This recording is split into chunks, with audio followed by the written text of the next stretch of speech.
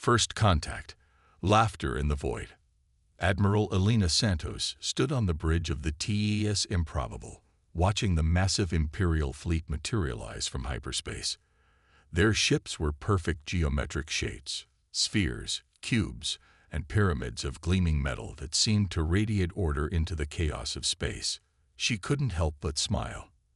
"They're hailing us, Admiral," Lieutenant Commander Jackson reported, trying to suppress his own grin. "Very formal. Lots of titles and ceremony." "Well, let's not keep them waiting," Elena replied, straightening her deliberately asymmetrical uniform. "Open a channel." The holographic projection that appeared before her was exactly what she expected. A tall, gray-skinned humanoid in an immaculate uniform, covered in perfectly arranged medals and insignia. His expression was one of barely contained confusion as he took in the appearance of the human bridge. "This is Grand Marshal Zexthor of the Imperial Armada," he announced, each word precisely measured. "Your vessels are in violation of Imperial space and operating without proper navigation matrices. You will power down and prepare for inspection." Elena leaned back in her chair, which automatically adjusted to the most ergonomically incorrect position possible, a feature she'd specifically requested. "This is Admiral Elena Santos of the Terran Expeditionary Force. Lovely to meet you. I'm afraid powering down might be a bit tricky, though. Our ships run on controlled chaos theory.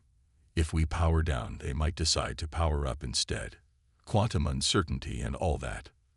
The Grand Marshal's eye twitched. "That is impossible. All spacecraft must operate on established physical principles." "Oh, we operate on physical principles," Elena assured him. "We just convinced the principles to be more flexible. Watch this." Before he could respond, Elena nodded to her helm officer. The Improbable and its escort fleet began to move in what could only be described as an interpretive dance through space-time. Ships phased in and out of reality, existed in multiple places simultaneously, and occasionally turned inside out without affecting their crews. The Imperial fleet's perfect formation began to waver as their sensors tried to make sense of what they were seeing. Several ships appeared to be running diagnostic checks, their geometric shapes flickering as they attempted to process the impossible data. What are you doing?" the Grand Marshal demanded, his composure cracking.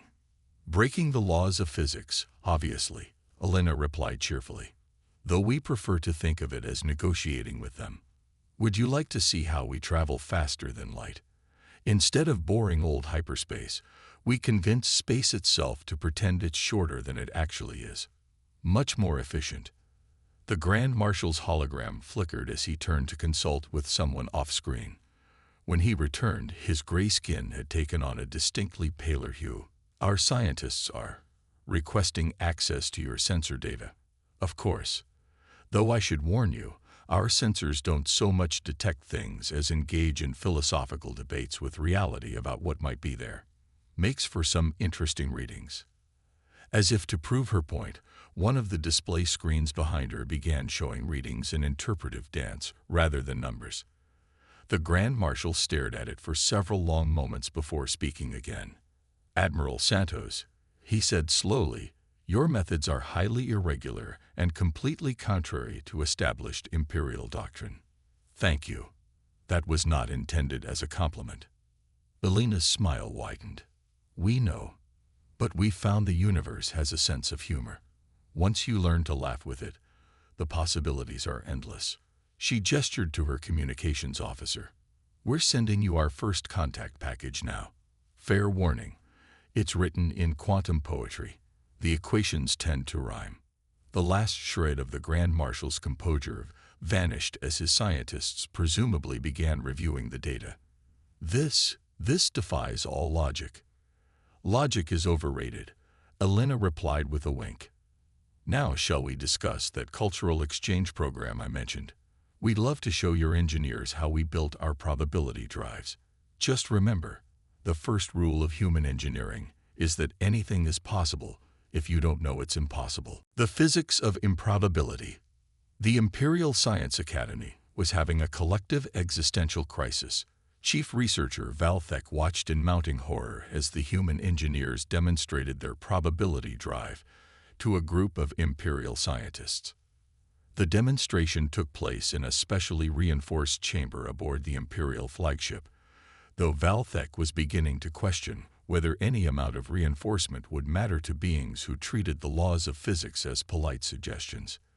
The key, explained Dr. Sarah Chen, the human's lead engineer, is to approach reality like you're making a new friend. Be open to possibilities, show a sense of humor, and most importantly, don't try to force it to do what you want. Valthek's crystalline data pad shattered as it attempted to record measurements that simultaneously existed and didn't exist.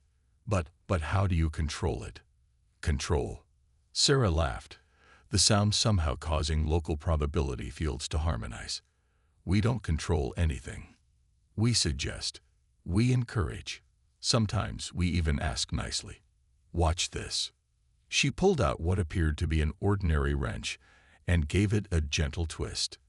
The space around it folded like origami, creating what Valthek's instruments insisted was a localized bubble of altered probability. Did you just create a quantum uncertainty field with a manual tool? One of the younger scientists asked, their voice filled with equal parts horror and fascination. Oh, this isn't a normal wrench, Sarah explained cheerfully. We convinced it that it might be a quantum probability manipulator, and it liked the idea so much it decided to become one. We find most tools are quite open to career changes if you approach them with the right attitude. The Imperial scientists began talking all at once, their carefully ordered worldview crumbling in the face of human innovation.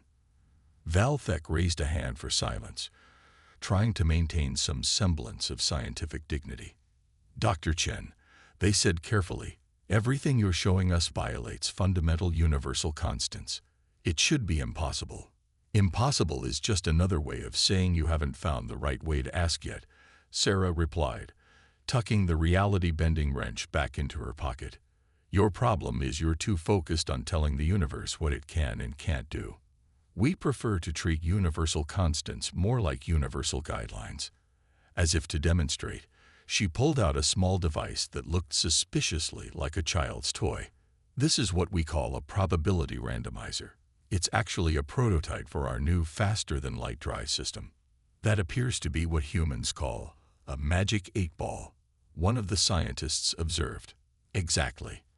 We found it works better than complicated equipment. The universe appreciates a good sense of humor. Sarah gave the toy a shake. See, it just calculated a course through 11 dimensions by asking, will this work? And getting signs point to yes as an answer. Valthek felt a headache developing in all three of their brain lobes. But how do you verify your calculations? How do you ensure consistent results? Oh, we don't, Sarah said brightly. Consistency is overrated. We find it's better to keep the universe guessing. Keeps things interesting. Just then, Admiral Santos's voice came over the intercom. Dr. Chen, sorry to interrupt the physics lesson, but we're picking up some unusual readings from the nearby nebula. Apparently, it's decided to start solving advanced mathematical equations for fun. We think it might have caught some of our enthusiasm for recreational reality bending. Sarah's eyes lit up. Wonderful. This is exactly what I was telling you about, she said to the Imperial scientists. Once you start treating the universe like a participant, rather than a set of rules, all sorts of interesting things happen. Who wants to help me teach that nebula quantum calculus? Valthek watched in resignation as several of their younger scientists eagerly volunteered. They had a sinking feeling that the Empire's rigid approach to physics was about to undergo a dramatic revolution, whether they were ready for it or not. Just remember, Sarah called out as they headed toward the observation deck, if anything starts existing in more than 3 dimensions at once, that's perfectly normal. Well, as normal as anything gets when you're having a mathematical discussion with a nebula. Valthek looked down at their shattered data pad, then at the enthusiastic humans and their increasingly converted Imperial colleagues. Perhaps they reflected with a mix of dread and excitement, It was time for the Empire to learn a new way of thinking. After all, if humans could teach a nebula calculus, maybe they could teach the Empire how to laugh at impossibility. Dancing with Stars. Imperial Fleet Commander Xanthor had organized hundreds of military exercises in his career. None of them had given him a headache quite like this one. He stood on the bridge of his flagship, watching as the human vessels prepared for the joint training maneuvers and tried to suppress a sense of impending doom. "The exercise will begin in 5 minutes," his tactical officer announced. "The human fleet is, well, they're doing something." Indeed they were. The Terran ships had arranged themselves in what appeared to be a conga line through space. As Xanthor watched, they began to ripple with probability distortions, their forms blurring like watercolors in rain. "Admiral Santos," he called over the comm channel. "This is not a recognized combat formation." "Of course not," Elena's cheerful voice replied. "If we used recognized formations, how would we surprise anyone?" "Don't worry, Commander. We got some really interesting tactics to share with your fleet." Xanthor was beginning to understand why the Science Academy had sent him 3 crates of headache medication before this exercise. "The purpose of this training is to improve our coordinated response capabilities. We cannot coordinate if we cannot predict your actions." "Exactly. That's the beauty of it. If we can't predict what we're doing, neither can the enemy." Before Xanthor could formulate a response to this assault on military logic, the exercise began. The Imperial fleet moved in perfect formation, their ships executing textbook maneuvers with precision and grace. The human fleet, on the other hand, "Are they dancing?" his tactical officer asked in disbelief. The Terran ships had indeed begun what appeared to be an elaborate choreographed dance through space-time. Ships phased in and out of reality, split into multiple quantum states, and occasionally seemed to forget which direction was forward. Yet somehow they were running circles around the Imperial formation. "Simulation torpedoes incoming," the tactical officer reported. They're coming from directions that don't exist." "How are we supposed to defend against that?" Xanthor demanded. Elena's voice came back, filled with suppressed laughter. "Try thinking fourth-dimensionally. Or better yet, don't think at all. We find that helps a lot with impossible geometry." The Imperial fleet's formation began to break as ships tried to evade weapons that approached through theoretical dimensions. Sensor officers reported readings that made their equipment attempt to resign in protest. At one point, a human destroyer apparently convinced local space-time that it had already won the battle yesterday, causing several Imperial ships to register as having been theoretically defeated before the exercise began. This is not how space combat is supposed to work. Xanthor found himself shouting as his flagship registered simultaneous hits from weapons that existed in a quantum superposition of having been both fired and not fired. "Says who?" Elena replied cheerfully. "We found the usual way boring. Watch this. We're about to demonstrate our new tactical maneuver. We call it the probability polka." What followed defied description in any known language. The human fleet began to move in patterns that made geometry cry, their ships somehow managing to be everywhere and nowhere at once. Several Imperial gunners requested immediate retirement. A young navigation officer began laughing uncontrollably, claiming she finally understood the joke the universe had been telling all along. As the exercise descended into beautiful chaos, Xanthor had a moment of clarity. The Empire had spent millennia perfecting the art of space warfare based on physical laws and tactical doctrines. The humans had taken one look at those laws and decided to invite them to a party instead. "Admiral Santos," he said finally, watching as his perfectly organized fleet tried to adapt to combat conditions that shouldn't exist. "I believe we may need to revise our tactical manuals." "Oh, we can help with that," Elena offered. "Though you might want to print them on quantum paper. Regular paper gets a bit upset when you try to write down our maneuvers, something about violating the laws of causality." As if to prove her point, A human cruiser performed what could only be described as a temporal pirouette, somehow managing to arrive at its destination before it began moving. Thor decided that perhaps it was time for the Imperial Navy to learn a new dance. After all, he reflected as he watched his fleet attempt to cope with human tactical innovations. Sometimes the best way to win a battle is to convince reality itself to join your side, even if that meant teaching an entire space navy to polka through probability. Breaking the rules. No one expected the quantum anomaly. It appeared without warning on the edge of Imperial space, a writhing mass of contradictions that seemed to be actively unwriting the laws of physics. The Imperial Science Council called it a localized reality dysfunction. The humans called it Bob. "You named a reality-destroying anomaly, Bob?"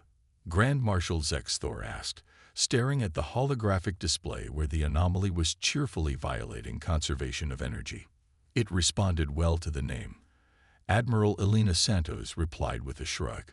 "We found it's easier to deal with cosmic horrors if you give them friendly names. Makes them more open to negotiation." They stood in the combined command center, watching as both human and Imperial ships maintained a perimeter around the expanding anomaly. Traditional Imperial containment measures had failed spectacularly. Their attempts to impose order on the phenomenon had only made it grow faster. "Our latest calculations suggest we have approximately 6 hours before Bob expands enough to threaten populated systems," Chief Researcher Valthek reported, their crystalline datapad somehow managing to display readings in interpretive dance. "We've tried everything in our scientific database. Have you tried asking it nicely to stop?" Dr. Sarah Chin suggested, earning several horrified looks from Imperial officers. "Actually," Elena interjected before anyone could object, "Sarah might be onto something. Valthek, your containment fields are based on imposing rigid physical laws, right?" "Of course. Structure and order are the foundations of Imperial science. But Bob clearly doesn't like being told what to do. Look, every time you try to force it to behave, it rebels. What if instead of fighting chaos with order, we tried something a little more collaborative?" Thor's eyes narrowed.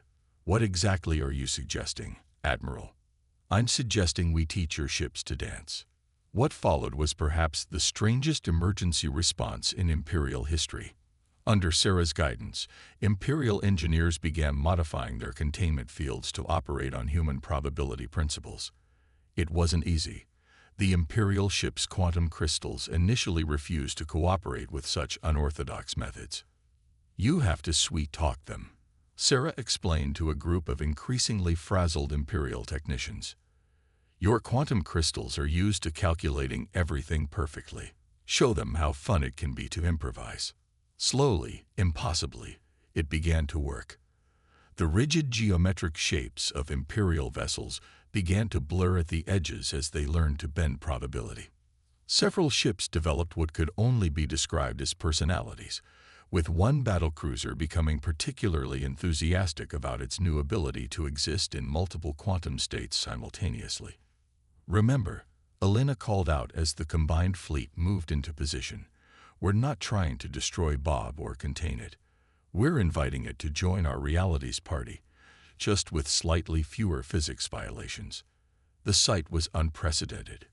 Imperial ships moving in chaotic harmony with their human counterparts, their combined probability fields creating patterns that made mathematics itself dizzy. They surrounded the anomaly in a formation that couldn't properly be described in Euclidean geometry. "Now," Elena commanded, "everyone think happy thoughts about causality." The combined fleet began to dance. There was no other word for it. A synchronized performance of quantum impossibility that somehow made perfect sense if you didn't think about it too hard. The anomaly, faced with this display of structured chaos, paused in its expansion. "It's working," Valthek exclaimed, watching as their readings showed the anomaly beginning to stabilize. But this defies every known law of physics." "That's the point," Sarah said with a grin. "We're showing Bob that our reality can be just as interesting as whatever reality-breaking dance party it came from." Sometimes the best way to restore order is to prove that order can be fun. As if in response, the anomaly began to shrink, its wild energy patterns slowly synchronizing with the probability fields of the combined fleet. Several Imperial scientists fainted as their instruments recorded the impossible becoming merely improbable. "See," Elena said to Zexthor, who was watching with an expression caught between horror and admiration, "your precision and our chaos working together. Though I think that battlecruiser of yours might be getting a bit too enthusiastic about probability manipulation. It just tried to teach the anomaly to tango." The Grand Marshal managed a slight smile. Perhaps there is something to be said for your methods, Admiral. Though I suspect our military training programs will need significant revision." "Oh, definitely. First lesson: reality is more of a guideline than a rulebook. Second lesson: always bring snacks when negotiating with quantum anomalies. They appreciate the gesture, even if they can't actually eat." As the crisis subsided and Bob settled into a stable pattern of merely occasional reality hiccups, both humans and Imperials knew that something fundamental had changed. The universe, it seemed, had a sense of humor after all. And sometimes the best way to save reality was to teach it how to laugh. A new understanding. 6 months after the incident everyone had taken to calling the Bob event, the Imperial Central Academy was hosting its first ever Quantum Probability Festival. Admiral Elena Santos watched with amusement as Imperial scientists, who once insisted on mathematical precision in all things, attempted to teach a group of quantum crystals how to tell jokes. "I still can't quite believe how much has changed," Grand Marshal Zexthor said, standing beside her. His formerly pristine uniform now featured deliberately asymmetrical medals, a concession to human theories about probability enhancement through controlled chaos. "Change is the only constant," Elena replied. "Though I suppose we've even made that negotiable now." Across the Academy's main plaza, Dr. Sarah Chen was leading a workshop on interpretive physics, where Imperial engineers were learning to modify their ships through the power of positive thinking and strategic probability manipulation. A young Imperial cadet had just successfully convinced her calculator that it might enjoy being a quantum probability detector instead. "Your methods still defy all logic," Valthek commented, approaching with a data pad that now displayed readings in abstract poetry. "But I must admit, the results are fascinating. Just this morning, one of our research vessels successfully achieved faster-than-light travel, complimenting space on its flexibility." Elena grinned. "See, the universe appreciates good manners. Though I heard one of your battlecruisers has developed a bit of an attitude problem." "Ah, yes," Zexthor sighed. "The indomitable precision has decided it identifies as a dance choreographer. It's been teaching other ships something called quantum ballet."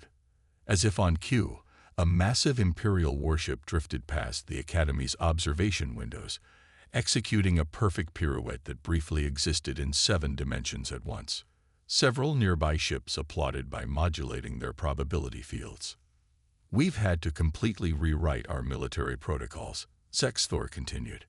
"How do you coordinate a fleet when half your ships might decide to arrive at the battle before it begins, just because they think it would be dramatically appropriate?" "That's the neat part," Elena said with a wink. "You don't. We find it's better to provide general guidelines and let the ships express themselves creatively. Though maybe we should talk about the indomitable precision's attempt to organize an interstellar flash mob." The conversation was interrupted by excited shouts from Sarah's workshop. A group of Imperial scientists had successfully taught their quantum crystals to sing. The resulting melody existed in several temporal frequencies at once and made perfect sense, as long as you didn't try to understand it. "You know," Valthek mused, watching as their formerly rigid worldview continued to dissolve into wonderful impossibility. "We spent millennia trying to impose order on the universe. All this time, we could have just made friends with it instead." "That's humanity's secret," Elena replied. "We never tried to conquer physics or master the cosmos. We just walked up to reality one day and said, "Hey, want to try something fun?" Turns out the universe loves to play. As if to demonstrate her point, a small quantum anomaly, definitely not related to Bob, probably, materialized in the plaza and began doing what appeared to be an interpretive dance about the nature of causality. Instead of panicking, nearby Imperial students simply adjusted their probability fields to join in. "The Empire is changing," Zexthor observed. "Some would say we're losing our way, abandoning our traditions of order and precision." "I'd say you're expanding your definition of what's possible," Alina countered. "Look there." She pointed to where a group of Imperial cadets were teaching human engineers their traditional quantum mathematics, while the humans showed them how to convince their calculators to bend probability. The two approaches were merging into something entirely new, a perfect blend of precision and possibility. "Besides," Alina added with a grin, "your ships seem much happier now that they're allowed to express themselves, though we might need to talk about the Indomitable Precision's request to start a quantum theater company." "Besides," Alina added with a grin, "your ships seem much happier now that they're allowed to express themselves, though we might need to talk about the Indomitable Precision's request to start a quantum theater company." As they watched the continued celebrations, a message appeared on Valthek's poetic datapad. The anomaly they'd befriended months ago, Bob, had sent them a thank you note. It was written in probability fluctuations and translated roughly to, "Thanks for teaching me to dance. Reality is much more fun when you don't take it too seriously." The universe, it seemed, had learned to laugh. And if you listened carefully, in the quantum frequencies between moments, you could hear it humming along with the Imperial ship's probability ballet. Sometimes the greatest discoveries came not from imposing your will on the cosmos, but from asking it if it would like to join you for a dance. The Empire had learned this lesson from humanity, and the universe itself seemed all the better for it. Though they really would have to do something about that battlecruiser's interpretive dance performances. There were only so many dimensions you could pirouette through before reality got dizzy. The end.